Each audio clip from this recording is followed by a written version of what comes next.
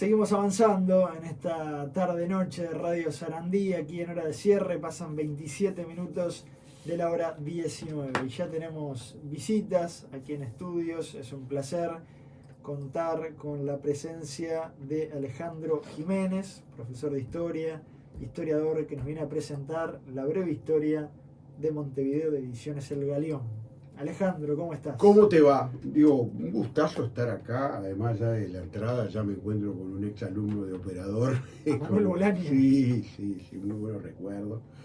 Y por supuesto que, y a su vez también haces una muy linda cortina musical con Jaime Ross. Digo, ¿a quién voy a ir a ver la semana que viene? No soy de los que va a estar en algunos días con mi señora. Y que es Montevideo también, ¿no? O sea, lo de Jaime es muy montevideano, ¿no? Es mira esa foto. Ahí le está mostrando Sí, una foto. sí, tremendo. Usted fue profesor de Sí. Manuel Bolaño, nuestro Sí, operador. ahí está. Y de tantos alumnos. Ahí está. a lo ¿Cuántos largo han de tantos pasado? años. Y sobre todo porque en este mes me estoy jubilando de docente, así que muchos recuerdos. ¿Cuántos años de docencia? 35. Decía de Jaime que Jaime es Montevideo en gran parte. O sea, está entrando en la temática, ¿no? Es muy montevideano, Durazno y Convención, ¿no? Como uno de los temas emblemáticos, sin ninguna duda, defensor, por supuesto, de La Farola. Fénix, ¿no? Él escribe esta canción cuando está en Holanda, que se había ido.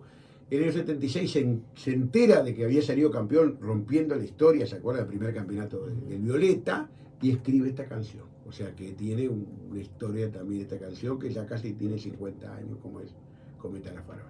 Imponente, pasa Sí. el tiempo y también ha retratado en Sí. sus canciones a distintos personajes. Sin duda. Es un poeta de lo cotidiano y de Montevideo. Y muy montevideano. Muy montevideano. Ahora vamos a tratar de entender Sí, qué sí, es ser sí. muy montevideano. ¿Qué es ser? Exactamente. Pero sí. te decidiste a alargar este proyecto que es una reedición. Sí, reedición 2003 con Roberto Cataldo, que es Ediciones El Galeón. Se le ocurrió hacer este libro, que además tiene un formato muy especial, que desde la primera edición es igual, o sea, es como alargadito, como apaisado. Le pedimos al intendente de ese momento, que era el arquitecto Arana, que nos hiciera un prólogo, fue incluso la presentación, y que era en un punto muy positense también, que fue, me acuerdo, en el Trigo enfrente, allá en la calle Pereira.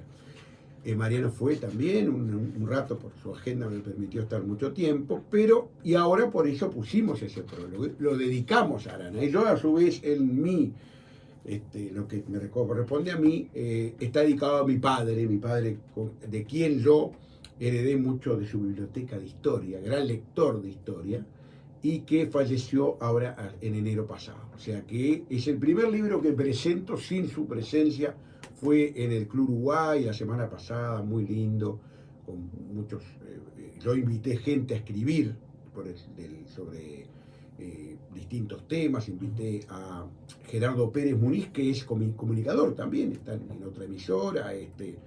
Mariana Raba, que es experta en la parte de moda, sobre todo la vestimenta, segunda mitad del siglo XIX, principio del XX, y Leonardo Mattioli, que es un sociólogo y que especializado en urbanismo, escribir también sobre las plazas, los espacios de convivencia actuales, y la fotocolor, que esa es una incorporación de esta edición, de Marcos Cataldo, verdaderamente espléndido, un profesional muy solvente, y que eso es un guiño al turismo, ¿no? Vos, Juan Pablo, que has viajado, ¿qué es lo que cada vez hay menos cuando uno viaja? Hay menos postales. Uno mandaba postales, ¿se acuerda que era? Es cierto. Porque uno va con el celular, con la cámara. El que es más, puede decirse, profesional, entre comillas, lleva una super cámara, pero en definitiva la sube a Facebook o a Instagram, ¿no?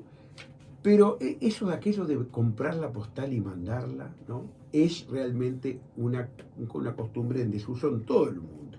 Entonces, este libro, que con esto le hacemos un guiño al turismo, por ejemplo, tiene la foto espléndida del CDF, el Centro de Fotografía de Montevideo, sobre la construcción del Palacio Legislativo, pero también está el Palacio Hoy, ¿no? Y así pasa con otros lugares de Montevideo que están en la foto histórica, que la mayoría de las fotos son del CDF, y están también en el registro actual en color. Alejandro, ¿cuándo se fundó Montevideo? Esa es una polémica. Tuvimos esa polémica. Sí, vos sabés que en enero yo estaba en mi casa y pero estaba de licencia, salí un poco después. Me acuerdo que surgió un sábado, un domingo, cuando el diputado Schipani fue que lo largó esto, diciendo que cuando Montevideo había largado aquellas primeras celebraciones en enero. Y me acuerdo que estaba en casa y me empezaron a llamar de canales, de radio, bueno, y yo estaba en casa y a todos les dije, bueno, tenemos un móvil, bueno, venite para casa, ¿no? La verdad que estaba empezando mi descanso. Y yo a todos les contesté lo mismo que en el libro está también, ¿no? El proceso fundacional de Montevideo no es un invento de la ingeniera Cosi, vamos a entenderlo. Es una vieja concepción histórica que surge en la década del 30. Es Luis Azarola Gil el que primero plantea, después lo recoge gente como Alfredo Castellanos, Marta Canella de Sanguinetti, con quien el otro día me crucé, y le comenté eso precisamente. Vos sos de las que sostiene esa teoría, la de los procesos fundacional. Está también Washington René Sabadí, también, o sea, porque Montevideo, incluso yo voy a preguntar a nivel del sistema educativo. En algún momento, por ejemplo, tú, JP, ¿te acordás de haber celebrado el aniversario de Montevideo en tu ciclo escolar, por ejemplo? O sea, una fecha, hoy es aniversario. No lo recuerdo. Claro, y debería ser feriado, si realmente digo. O sea, en el 76, la última dictadura generó el año de los 250 años de... Pero claro, fue eso. También en la década del 20 se celebraron los 200 años, pero en el medio no hubo, no se ha oficializado, no está, incluso ni siquiera legislado eso, que debería estar, ni siquiera a nivel departamental, ¿no? Que es lo que pasa con otras capitales departamentales, que tienen su fecha, incluso ese día es feriado departamental, en esos casos. Y por eso es que es un proceso fundacional que empieza, en el libro además empieza mucho antes. Uno empieza en el 1502 cuando llega a nuestras costas Américo Vespucio, navegando de Brasil hacia el sur, y ve que esto no era islas cerca de la India, esto era un nuevo continente. Y llega frente a Montevideo, ve el cerro y dice Pináculo de Tentio. Él era de origen florentino, o sea, de Florencia.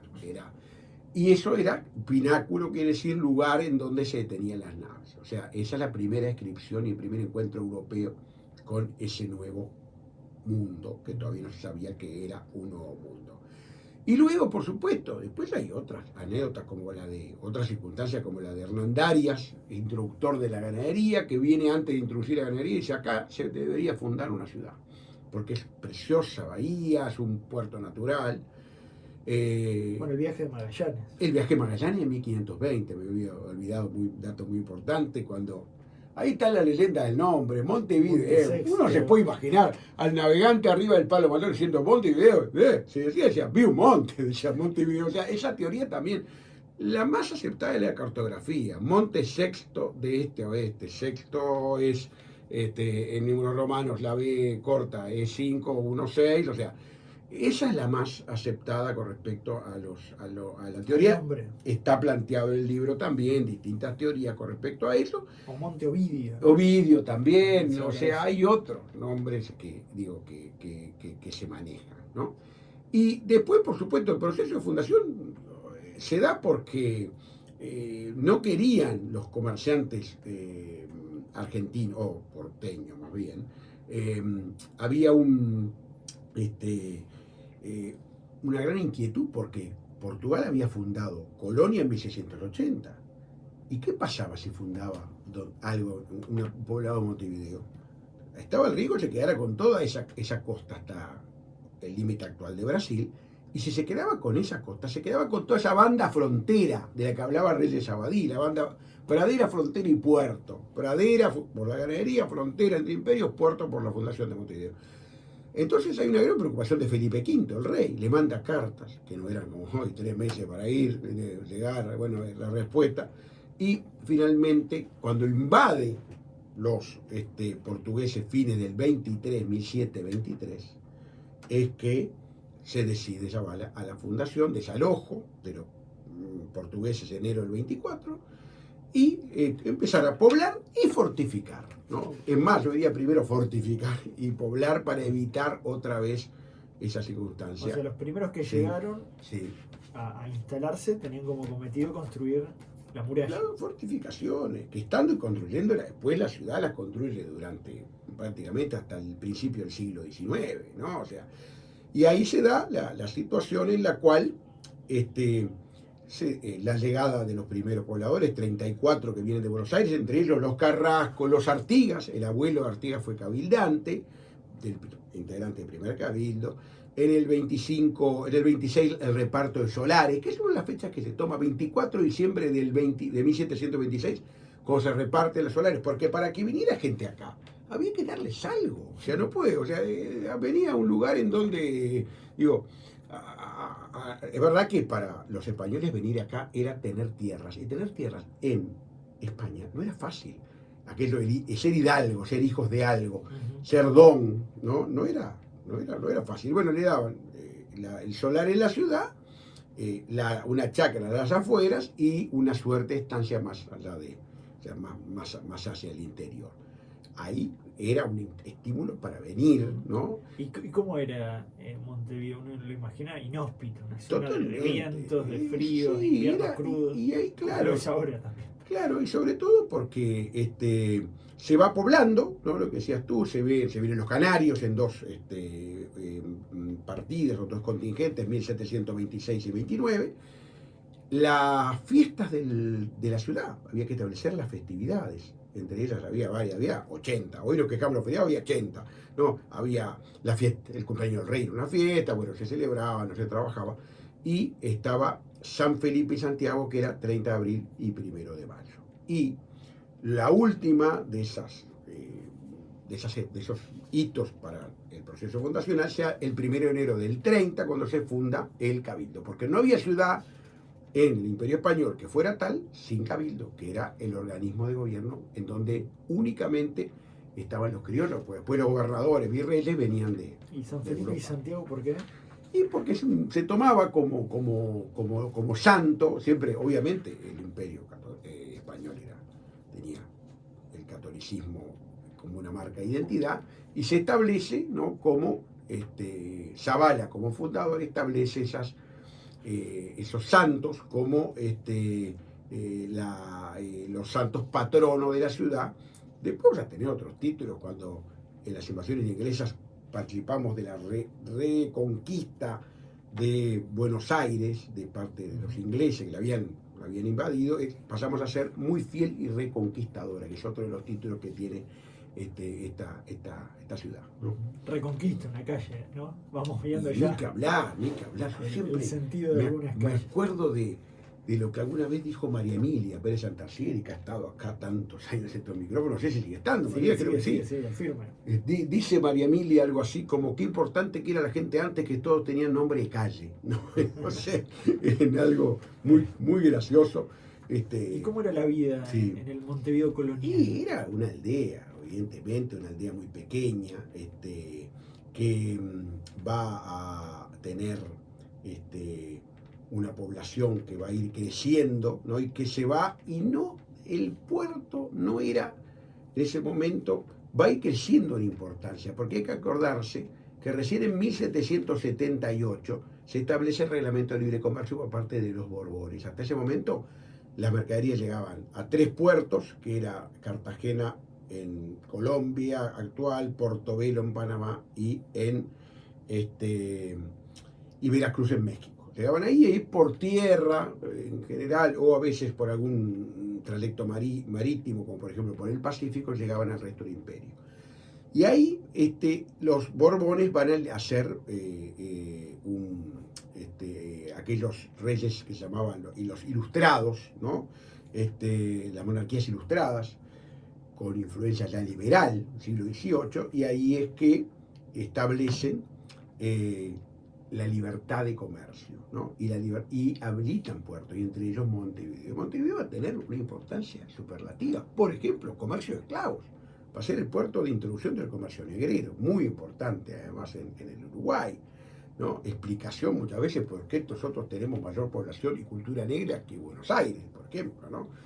Y después otras circunstancias que van generando que aquella primera aldea, o sea, muy, muy pobre, va a ir creciendo, ¿no? Por supuesto, las fortificaciones primero son de tierra, de ramas, lo que se llama fajina, y a partir del 40, 1740, empiezan las de piedra. La piedra era muy importante, tal así que se priorizaba el uso de la piedra porque había que lograr que no volviera a caer en manos extranjeras, lo que eran fundamentalmente portuguesas, este lugar por la importancia estratégica que tenía. ¿Había incluso un horario para entrar y salir? Sin duda. ¿En la noche? Había error que muchas veces he visto yo hasta en guía de turismo decir que por la puerta ciudadela se entraba y se salía de la ciudad. La puerta ciudadela era la que conectaba la ciudad y la ciudadela, que era un pequeño fuerte, ¿no? Que estaba en media Plaza Independencia actual aproximadamente, que tenía sus baluartes, su foso, y a ambos lados de la plaza salían las filas de murallas con su foso, lo que llamaba el frente de tierra. Del cubo del norte, donde están hoy las bóvedas, que es un resto que queda todavía, del cubo del norte hay reconstrucción no es original, y del otro lado el cubo del sur, que también queda, restos también restaurados. Era una muralla que era, puede decirse, en zigzag, o sea, porque cruzaban fuego distintos baluartes, y eso lleva a hacerlo, o sea, hasta principios del siglo XIX en esa construcción, ¿no? Y la ciudad a su vez que iba creciendo en población, decías tú, lo que decías tú, a las 8 sonaba cañonazo y se cierran los portones de San Pedro, en donde está hoy 25 de mayo Bartolomé Mitre, y San Juan en la altura de donde está Ebu hoy. Y ahí se cerraba y el que quedaba afuera quedaba afuera. Además, era por un tema de seguridad. Claro, por un tema de seguridad, pero además hasta la forma en la cual hablamos hasta hoy en día, me voy para afuera. ¿Para dónde? Para afuera de la ciudad, no para afuera de la muralla. O sea, hasta hoy mantenemos... Eso viene de esa época. Sí, claro. Afuera, que nos vamos para el interior, ya hay una contradicción, nos vamos afuera, vamos para el interior. Pero... Viene de salir de la ciudad fortificada, ¿no? Y por supuesto que también a nivel cultural ese rito, los ritos del candombe, por ejemplo, empiezan a aparecer con los esclavos en la Rambla Sur, ¿no? Los candombes del recinto. El recinto era el lugar entre la muralla y las casas, ¿no? Y ahí era donde todos los domingos se ponían la ropa de sus amos, ¿no? Y allí mantenían las tradiciones de esa cultura que habían dejado al venir forzadamente a América, ¿no? La construcción de la iglesia matriz fue una de las primeras grandes obras, ¿no? Bueno, Sí. el Cabildo, Cabildo, iglesia matriz. La iglesia que costó, llevó su tiempo. Poder económico, poder político, que era el Cabildo, donde estaba, ¿no? El enclave político, la organización política, y lo económico también, que estaba del otro lado. O sea, donde que la catedral en 1804 tuvo distintas etapas, ¿no? También. Y enfrente estuvo donde está el Ministerio de Transporte, ahí estuvo puede decirse, los jesuitas tenían un predio que tenía también su iglesia y tenía su cementerio, porque los enterramientos se hacían al lado de las iglesias, ¿no? O sea, e incluso a veces los más pudientes pagaban su lugar para ser enterrados adentro de las iglesias, ¿no? Eso después se va a cambiar, incluso el cementerio, en la época colonial hubo un primer cementerio en Durazno y Andes, y ya en la independencia, post-independencia, el cementerio central, 1935, que es el que hasta hoy en día existe, ¿no? Mira, acá hay un mensaje que dice: Sí. Zavala se resistió muchísimo a venir hasta el asentamiento, el rey debió darle por lo menos 6 veces la orden. Sí, no estaba muy convencido. Había varias cartas en las cuales, porque iba a fundar, los vascos que eran amigos de él, y él era vasco, sabían de que se fundaba un rival de Buenos Aires, que fue lo que efectivamente ocurrió, mejor puerto natural, y ahí la guerra de puertos, ¿no? La lucha de puertos, ¿no? Entre uno y otro, ¿no? O sea, en base a los privilegios que le va a dar la corona española sobre fines del siglo XVIII a Montevideo y no a Buenos Aires. Buenos Aires empieza una guerra. Por ejemplo, si el barco venía de España y pasaba primero por Montevideo, cuando llegaba a Buenos Aires tenía que pagar más impuestos. Decía, pasando por Montevideo, bueno, tenía que pagar más. Entonces digo, son esas cosas que fueron generando ese localismo. A ver, no, digo, a veces hoy en la modernidad lo futbolizamos eso, ¿no? Esa rivalidad.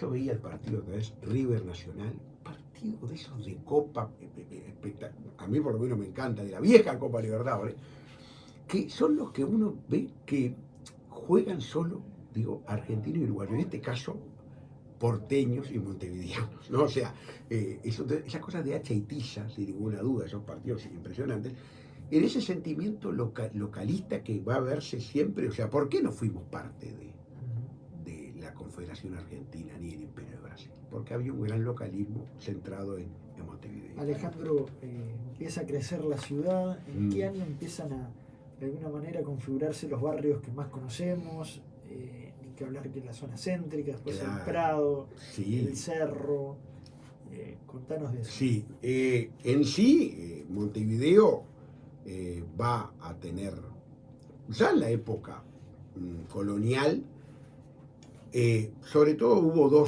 ahí puede decirse 3 zonas que existían ya, preexistían de la época colonial, que eran la Aguada, que es donde venían los carros con las pipas con el vital elemento. También en la ciudad había algún aljibe, las casas podían tener aljibe, alguna cisterna, alguna fuente, pero los aguateros venían desde allí, ¿no? Por lo que es hoy la avenida Libertador La Valleja, ¿no?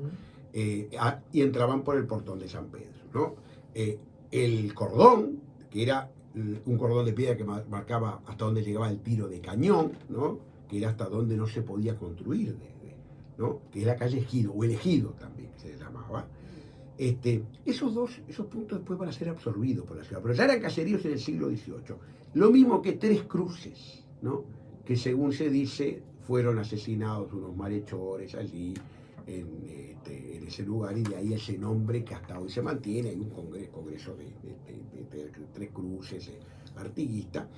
Y luego, o sea, por supuesto, después de la independencia, la muralla era como un símbolo oprobioso del Imperio Español, de ese, yo qué sé, que quería dejar atrás. Los diarios decían, al fin desaparecerá esa vergüenza, ese símbolo de oprobio y de la dominación, ¿no? española que había que dejar atrás. Era la capital de un país que surgía como república, además. En Europa estaban todavía cuestionándose si querían ser monarquía o república. Acá, los países de América surgen como república. Y ahí es que se demuele la muralla y surge la ciudad nueva, en contraposición a la ciudad vieja, todo el centro. Las calles, los nombres de calles, hay unas polémicas bárbaras ahora por el tema de que hay que cambiarle a Andes y ponerle Héroe de los Andes, bueno, todo esto, que tiene otra, no es, obviamente, el nombre histórico de 1843, Andes era porque las campañas de los Andes, la campaña de San Martín, por ejemplo, o sea, las campañas que realmente van a ser muy importantes la independencia americana, ¿no? Y después, por supuesto, lo que tú dijiste, al cerro. Había que traer inmigrantes. ¿A dónde se van a llevar? Al cerro, lo que llamaba. Los nombres de los lugares muchas veces los pone la gente y no los decretos. Villa Cosmópolis se llamaba al cerro. Claro. 1834, este año cumple 190 años. Y no en vano las calles. Sí. Exactamente. Suiza, Portugal, Francia. Claro. Porque era una forma de estimular para que vinieran inmigrantes, ¿no? Y bueno, después en el siglo XIX, la expansión de la ciudad, que se da a partir de 1868 con el tranvía a caballitos primero, y algunos empresarios como Piria, porque Piria es muy hábil, un gran publicista, invitaba a la gente a un picnic y terminaba vendiendo en un terreno en barrios que, por ejemplo, le ponía Bella Italia o Villa Española, eso ya en el siglo XX, y lo que hacía era, las calles se llamaban Copérnico, se llamaba Miguel Ángel, Leonardo, era una forma de que el inmigrante italiano, por ejemplo, se sintiera se como en casa. sentara, claro, ya tenía Claro, marketing, ahí ya está, pensaba sí, un fenómeno, publicitariamente. un crack. En la recta final, y con la Sí, promesa de volver a hablar, porque dale. hay mucho para contar. Sí, Las grandes obras de Montevideo, cuando empiezan a gestarse, sí. Palacio Legislativo que va rumbo a los 100 años todos 100 ahora, años, 100 años. en el 25. No, claro, porque,